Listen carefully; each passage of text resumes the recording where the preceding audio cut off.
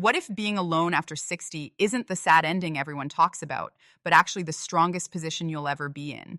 Because right now, something's happening with older men that nobody saw coming. Men over 60 are walking away from relationships, social obligations, and constant company. And they're not doing it because they're giving up. They're doing it because they finally figured something out. Being alone isn't weakness, it's power. And if you're a man over 60, what I'm about to share is going to make perfect sense, even if you've never admitted it to anyone, because it's going to confirm what you've been feeling in your gut for years. The shift didn't happen overnight. It happened slowly, like watching paint dry, except one day you look up and everything's different. Most men spent their whole lives hearing the same message. Don't end up alone, keep people around, stay social. Because if you're alone, you're lonely, and if you're lonely, you failed at life. But somewhere between turning 60 and really living in their 60s, these men started seeing through that lie. They realized something nobody talks about. The people who warned them about being alone were actually the lonely ones. Let me explain what I mean. Think about Jerry. He's 64, retired from teaching high school for 35 years. Every Sunday for the last decade, he'd drive 40 minutes across town to have dinner with his brother's family. Nice people, good intentions. But every single Sunday, he'd sit at that table feeling invisible. They'd talk around him, past him, about their lives, their problems, their plans. He was just there. Background noise. He'd drive home in silence, and that drive felt lonelier than his empty apartment ever did. One Sunday, he just stopped going. No big speech, no explanation, just stopped. And guess what happened? Nothing. Nobody called to check on him. Nobody asked why. And that's when Jerry understood something that changed everything. He wasn't avoiding loneliness by showing up to that table. He was volunteering for it. That's the brutal reality men over 60 are facing. The connections they thought mattered don't actually exist. Not the way they thought they did. They were the ones doing the calling, the visiting, the remembering. They were the glue holding things together. And the moment they stopped, everything just fell apart, which proved it was never really together in the first place. Here's what nobody tells you about getting older. You start seeing patterns you missed for decades. You realize that most relationships in your life operated on one rule. You give, they take. You show up, they expect it. You stop, they forget you existed. Take Frank. He's 67, worked construction his entire life, had a group of guys he'd meet every Friday night for drinks, same bar, same table, same faces for 20 years.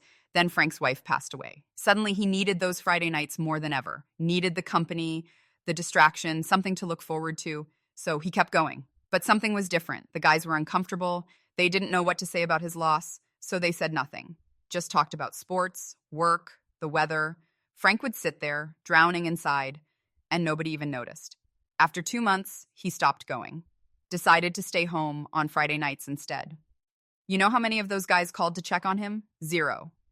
20 years of Friday nights and not one phone call. That's when Frank learned what being alone actually means. It doesn't mean nobody's around. It means nobody sees you, even when they're looking right at you. And that's the thing older men are discovering. They've been alone the whole time. They just had an audience. But here's where it gets interesting. Here's where the strength comes in. Once you accept that you're alone, once you stop pretending otherwise, something shifts. The exhaustion lifts. Because here's what nobody talks about. Maintaining relationships that don't feed you is exhausting. Showing up to places where you don't matter is draining. Keeping up appearances for people who don't actually care is soul-crushing work. Men over 60 are tired. Not old man tired. Tired of performing. They're tired of being the strong one who never needs anything. Tired of being the reliable one who always shows up. Tired of being the understanding one who never complains. For 40, 50, 60 years, they've been what everyone needed them to be. And now, in their final decades, they're asking a simple question. What about what I need? And the answer they keep finding is what they need is peace, quiet, space to breathe without someone needing something from them. Robert is 62, divorced, 3 grown kids who call twice a year, usually when they need money or advice. He used to try to stay connected, called them every week, sent birthday cards with checks inside, showed up to grandkids' birthday parties where he'd sit in the corner while everyone else talked. He'd leave those parties feeling emptier than when he arrived. One day he just stopped trying so hard, stopped calling every week, stopped showing up to every event, started spending his weekends fishing alone, reading in his chair, taking drives to nowhere in particular. His kids noticed. One of them even said, "Dad, you're becoming a hermit." Like it was a bad thing, like he was supposed to feel ashamed. But Robert didn't feel ashamed. He felt free. Because here's what his kids didn't understand. Robert wasn't running away from connection. He was running toward peace. And once you've lived 60 plus years in noise, peace sounds like heaven. This is what younger people don't get about older men choosing to be alone. They think it's giving up. It's not giving up, it's waking up. It's realizing that being alone is better than being with people who make you feel alone. It's understanding that silence is better than conversations that go nowhere. It's accepting that your own company is better than keeping company with people who don't value you. Men over 60 have lived long enough to know the difference between solitude and loneliness. Solitude is a choice, loneliness is a feeling, and you can feel lonely in a room full of people just as easily as you can feel peaceful completely alone. More easily, actually. Think about it. How many times have you sat in a group and felt totally disconnected? How many family dinners have you attended where nobody asked how you're really doing? How, ma'am? Any friendships have you maintained where you do all the reaching out? Men over 60 have stopped counting. They've stopped caring about those numbers because they realize something crucial. Quality matters more than quantity, and 0 high quality is better than 10 low quality. Here's another thing that's happening. These men are discovering who they actually are when nobody's watching. For decades, they were husbands, fathers, employees, providers. They were defined by their roles, their responsibilities, their usefulness to others. But when you strip all that away, when you're just alone with yourself, you have to face a question most people spend their whole lives avoiding. Who am I when I'm not being what everyone needs me to be? That's a scary question. That's why most people avoid being alone, because being alone means facing yourself. And most people don't like what they find. But men over 60 who embrace being alone, they're finding something different. They're finding themselves, the real version, not the performance version. Take Martin. He's 69, spent 40 years as an accountant, married for 35 of those years to a woman who slowly turned him into a smaller and smaller version of himself. She didn't do it on purpose. It just happened. Little by little, his hobbies disappeared, his opinions got quieter, his personality got tucked away to keep the peace. When she left him for someone else 5 years ago, Martin thought his life was over. Turned out it was just beginning. In the last 5 years, Martin has learned to paint, something he always wanted to do but never had time for. He goes to the gym 4 days a week, not to impress anyone, just because it feels good. He takes solo road trips to national parks and sits in his car watching sunsets without anyone talking through them. He reads books he actually wants to read, not books someone thinks he should read. And here's the thing, Martin isn't lonely. He's more himself than he has been in 40 years. That's the strength nobody talks about. The strength of being alone is the strength of being yourself without apology. No compromises, no negotiations, no watering yourself down to fit someone else's expectations. Just you, raw and real, and finally free. But society hates this. Society wants older men to feel bad about being alone. They want you to think something's wrong with you if you're not constantly surrounded by people. They push the narrative that dying alone is the worst thing that could happen to you. But men over 60 are calling that bluff because they've seen people die surrounded by family who couldn't wait for the funeral to fight over the will. They've watched friends pass away in rooms full of people who were just going through the motions. They've learned that dying surrounded by people who don't really know you isn't better than dying alone. It might actually be worse. At least dying alone is honest. Here's something else these men figured out. They don't owe anyone their presence. For years, they showed up out of obligation, family events they didn't want to attend, social gatherings that drained them, relationships that felt like work. They did it because that's what you're supposed to do. That's what good men do. But then they hit 60, 65, 70 and something clicked. Life's too short to spend it where you don't want to be. So they stopped going, stopped accepting invitations out of guilt, stopped maintaining friendships that only existed on their effort. And the pushback was immediate. People called them selfish, antisocial, bitter, like choosing yourself is somehow wrong. But these men don't care anymore. That's another strength of being alone. You stop caring what people think. Because the people who judge you for choosing peace are the same people who took your presence for granted when you gave it. David is 66. He stopped going to his high school reunion events, stopped responding to the Facebook group where everyone pretends they were all friends back in the day, stopped showing up to cookouts where people talk about the good old days that weren't actually that good. His phone is quieter now. His calendar is emptier. And he's never been happier because he's finally spending his time how he wants to spend it, not how other people think he should spend it. That's power, that's strength, that's control over your own life in a way most people never achieve. Now let's talk about something practical. Money. Men over 60 who embrace being alone often discover they have more financial freedom than they thought because relationships cost money, gifts for people who don't reciprocate, dinners you don't enjoy, trips you don't want to take, maintaining appearances gets expensive. When you step away from all that, your money becomes yours again. Tom is 63, used to spend hundreds every month on family stuff, birthday presents, holiday gifts, picking up the tab at restaurants because everyone expected him to. Now he spends that money on himself, fixed up his workshop, bought the tools he always wanted, takes himself out to breakfast every Saturday, and sits there reading the paper in peace. People probably think he's lonely, sitting there alone. He's not. He's exactly where he wants to be. That's another brutal reality. The things that look sad from the outside often feel like freedom on the inside. Here's what men over 60 have that younger men don't: perspective.